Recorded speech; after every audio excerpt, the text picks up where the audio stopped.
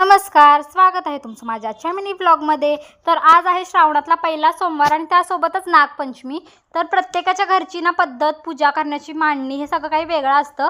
इथं मम्मीनी पूजा केली होती, मी फक्त दुर्वा आणि आगाडा वाहिला। आणि आज होती शिवशंकरांना पहिली मूठ तांदूळ। मग मी बेलपत्र आणि तांदूळ आमच्या घरात जी छोटी पिंड आहे त्यावरती वाहिलं आणि छान असा नमस्कार केला। सोमवार हा दर आठवड्याला येतो, पण श्रावणातले सोमवार ना काही वेगळीच एनर्जी घेऊन येतात आणि खरंच त्या दिवशी खूप पॉझिटिव्हिटी वाटते। छान अशी पूजा करून घेतली। त्यानंतर ना आम्ही गेलो शिवशंभू महादेव यांच्या दर्शनासाठी। आमच्या घराजवळच एक मंदिर आहे, तिथे पहिला गेलो। त्यानंतर ना आम्ही आर के नगरमध्ये जे मंदिर आहे तिथे गेलो। छानपैकी असं दर्शन झालं। दोन्हीसुद्धा मंदिरात ना पूजा छान मांडलं, तर मी तुम्हाला इथं दाखवतेच पुढे। एकदम छान असं दर्शन झालं आणि उद्या आहे माझा वाढदिवस।